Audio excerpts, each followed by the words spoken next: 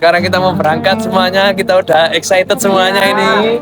Dari sini ada Mas Nur Soba, gimana Mas Nur Soba? Mantap, bismillah. Gila, di sini ada Mas Alvin. Perjalanan kali ini menuju kota Alexandria atau Iskandaria dalam bahasa Arab. Alexandria didirikan sekitar tahun 331 sebelum Masehi oleh Alexander Agung, Raja Makedonia. Kemana kamu? Dia video siapa sih? Mau kemana kamu? Ya, kirain nge-vlog jadi gitu. Mau ke Alex. Oke. Banyak kali ini. Kami menuju kota Alexandria dengan menaiki kereta api. Waktu tempuh perjalanan sekitar 3 jam dari Kairo. Jalur kereta ini merupakan jalur kereta api tertua di Mesir sekaligus yang tertua di benua Afrika. Jalur ini dibangun oleh sebuah perusahaan Inggris pada masa pemerintahan Khedive Abbas pertama. Ini guys, kita udah sampai. Foto kita blur. Akhirnya kami pun sampai di Alexandria. Kita sekarang sampai di Alexandria, kota yang dibangun oleh Alexander the Great. Kita sekarang akan menuju ke destinasi pertama, yaitu Roman Theater Museum. Yuk. Setibanya di sana, kami langsung membeli tiket kereta untuk perjalanan pulang keesokan malam. Calo ini, calo tiket guys.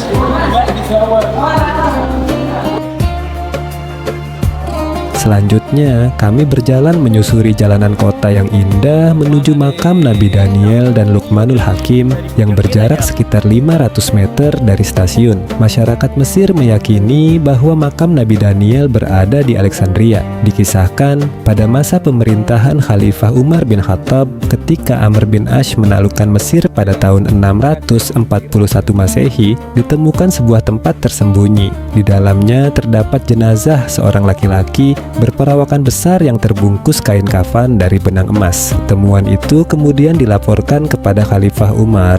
Beliau lalu bertanya kepada Ali bin Abi Thalib mengenai sosok tersebut. Ali menjelaskan bahwa jenazah itu adalah Nabi Daniel. Mendengar penjelasan itu, Umar segera memerintahkan Amr bin Ash untuk mengkafani kembali jenazah tersebut lalu menguburkannya di tempat yang tidak diketahui oleh masyarakat. Kemudian dibangunlah sebuah makam simbolis di kota Alexandria yang di atasnya berdiri Masjid Nabi Daniel. Ketika makam Nabi Daniel ditemukan itu sebenarnya ini khilaf. Beliau itu makamnya ada tiga versi. Versi pertama ada di Iran, versi kedua ada di Irak, versi ketiga ada di Mesir. Nah, cerita yang di Mesir itu kenapa? Dulu ketika pasukan dari Amr bin As ketika menaklukkan Mesir dan menaklukkan Alexandria atau dulu namanya Susa itu menemukan seorang laki-laki yang terbungkus kain kafan berwarna emas. Nah, kemudian ketika kain kafan itu dibuka, ada laki-laki besar berperawakan besar. Terus berita ini dikabarkan kepada Sayyidina Umar bin Khattab yang ada di Madinah, di ibu kota. Kemudian Sayyidina Umar bin Khattab ini tanya kepada Ali bin Abi Thalib, Sayyidina Ali bin Abi Thalib, dan Sayyidina Ali bin Abi Thalib mengatakan, oh itu makamnya Nabi Daniel. Makanya orang Mesir percaya bahwasanya makamnya Nabi Daniel itu berada di sini. Kemudian yang di samping ini adalah makam Sayyidina Luqman bin Hakim. Itu khilaf. Sayyidina Luqman bin Hakim ada yang mengatakan waliullah, ada yang mengatakan Abdullah, ada yang mengatakan orang soleh. Nah, Sayyidina Luqman bin Hakim itu diberi oleh Allah berupa hikmah. Kemudian Sayyidina Luqman bin Hakim ini sebenarnya itu orang Afrika. Jadi kulitnya hitam, bibirnya tebal, rambutnya ikal. Ya, diyakini berasal dari Sudan, ya, kayak orang-orang Sudan itu. Nah, Sayyidina Luqman bin Hakim ini termasuk dari salah satu orang yang top. Karena apa? Karena beliau diberitakan di Al-Quran. Kalau masuk ke Al-Quran itu, kalau nggak benar-benar baik ya benar-benar buruk. Ya kan, Fir'aun, itu kan, atau orang-orang yang benar-benar baik. Lah, Sayyidina Luqman bin Hakim itu ada makalah yang mengatakan ada 3 orang Afrika yang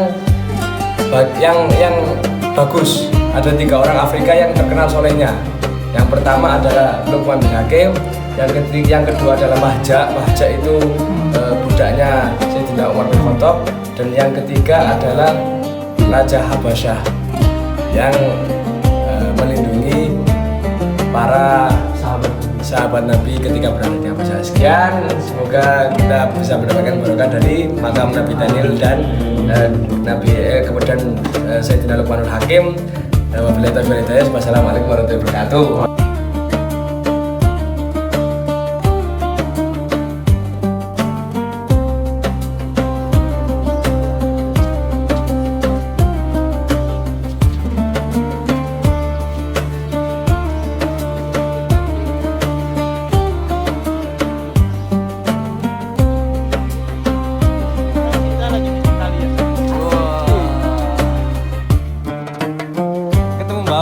Mbappe Prancis.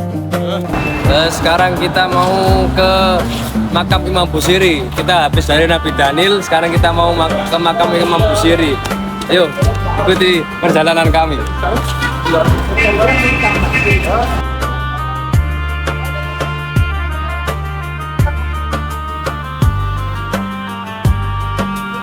Yapi, kemana kita Yapi? Sekarang kita di laut. Laut mana? Laut Mediterania. Mediterania. Belum. Ya, kita sekarang di Laut Mediterania. Ini nungguin Remco ke Sidi Abdul Abbas Al Mursi ya.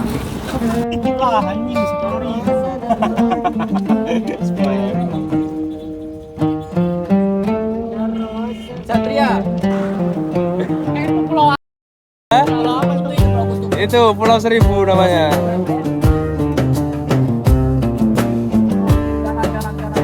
Tak lupa, karena perut sudah keroncongan, kami mampir makan terlebih dahulu untuk mengisi tenaga. Kusari. Sekarang kita lapar ya, mau makan kusari.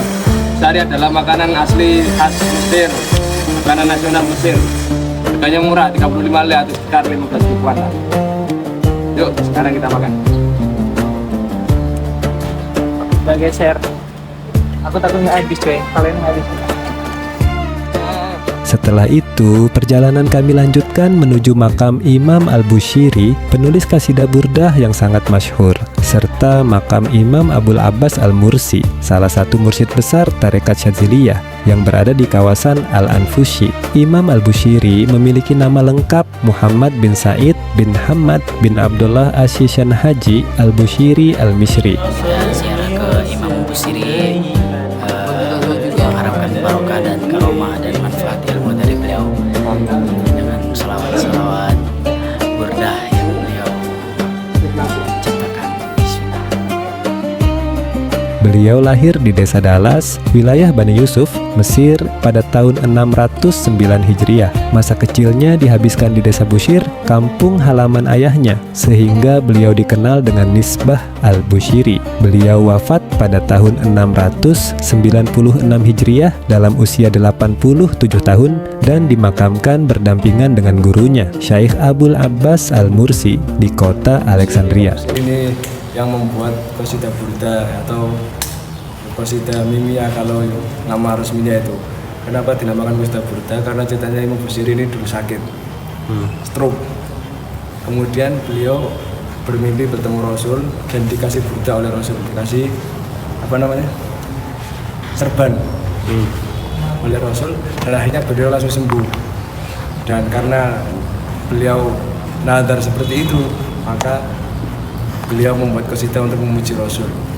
Maka dalam qasidah yang pertama, amin tata kuriji ronin biti salami mazas tadam anjaromi muklatin bidami, dan yang lain-lain itu. Kemudian karena barokah beliau, Imam Busiri ini qasidahnya terkenal ke seluruh dunia dengan qasidah burda. Qasidah burda ini akan ada syarahnya dalam bahasa Inggris, pernah diteliti oleh orientalis barat juga. Dan Imam Busiri ini adalah muridnya Imam Abul Abbas Al-Mursi yang akan kita ziarahi nanti. Dan Imam Abul Abbas Al-Mursi ini muridnya Imam Abul Hasan Asyadzili, pendiri tarekat Syadziliyah. Dan ya sekarang kita berziarah ke beliau, semoga kita diberikan oleh Allah bisa bertemu dengan Rasulullah sebagaimana Imam Busiri pernah bertemu dengan Rasulullah. Ya monggo langsung silakan. Beliau wafat pada tahun 696 Hijriah dalam usia 87 tahun dan dimakamkan berdampingan dengan gurunya, Syekh Abul Abbas Al-Mursi di kota Alexandria.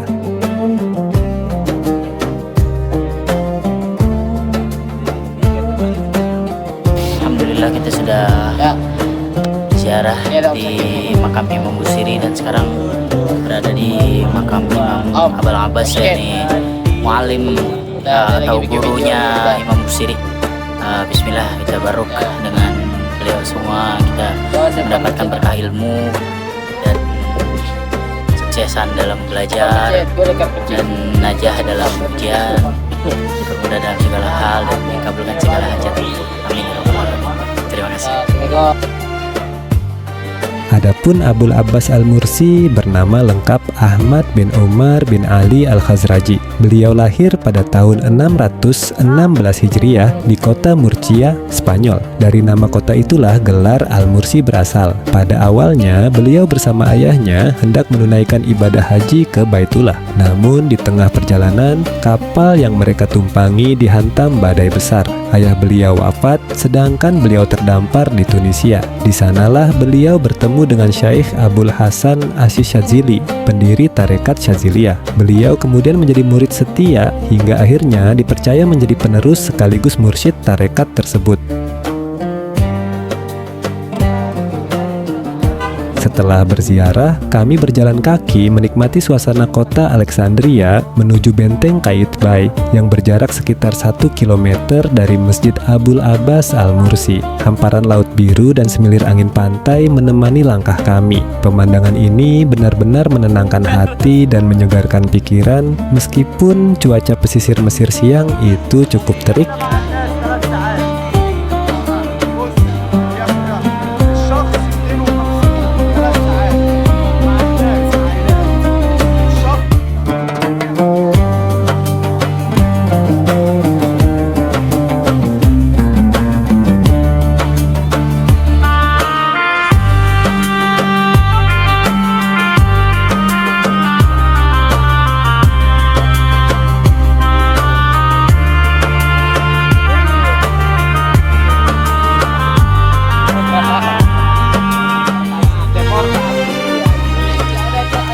Sesampainya di benteng Qaitbay, kami membeli tiket masuk seharga 65 pound Mesir atau sekitar Rp25.000.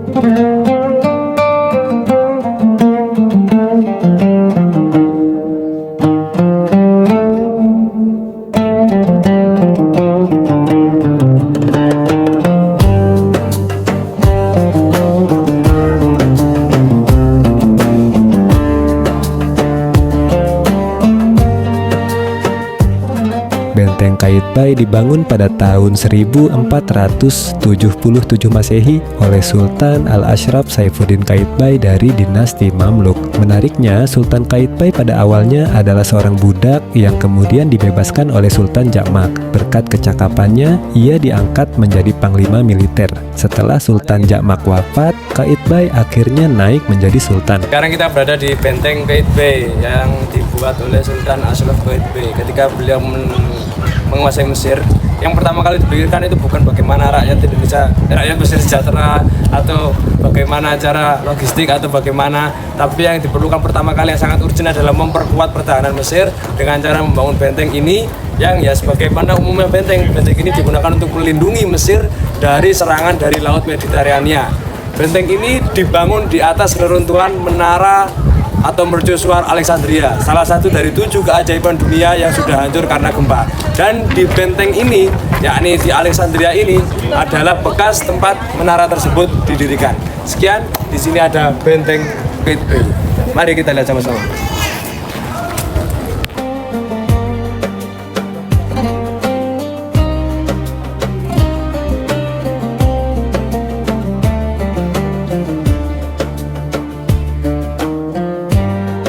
Benteng ini berdiri di pintu masuk Pelabuhan Timur, tepat di lokasi bekas mercusuar Alexandria, salah satu dari 7 keajaiban dunia kuno. Tujuan utama pembangunan benteng ini adalah untuk mempertahankan Mesir dari serangan musuh yang datang melalui laut.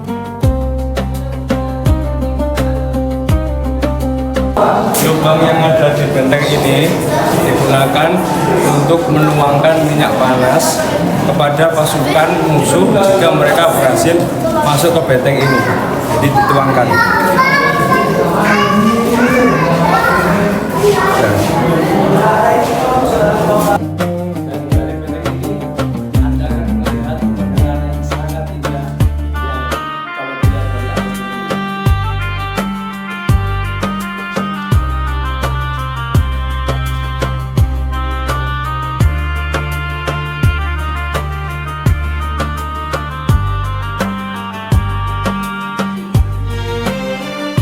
Dindingnya yang kokoh, lengkap dengan celah-celah pengintai, menjadi bukti pentingnya benteng ini dalam sejarah pertahanan Mesir. Dari atas benteng, pemandangan Laut Mediterania terlihat begitu memukau. Kami pun berkeliling menikmati setiap sudut benteng yang telah berdiri kokoh selama lebih dari 5 abad.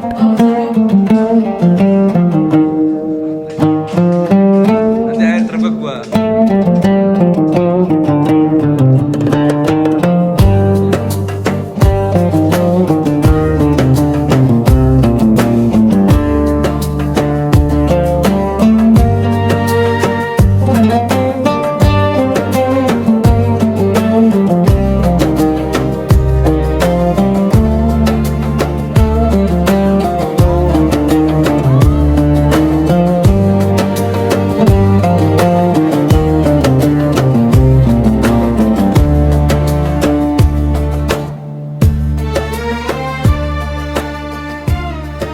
Menjelang sore, kami mengakhiri perjalanan hari pertama di Alexandria dan menuju homestay untuk beristirahat sekaligus mempersiapkan petualangan di hari kedua.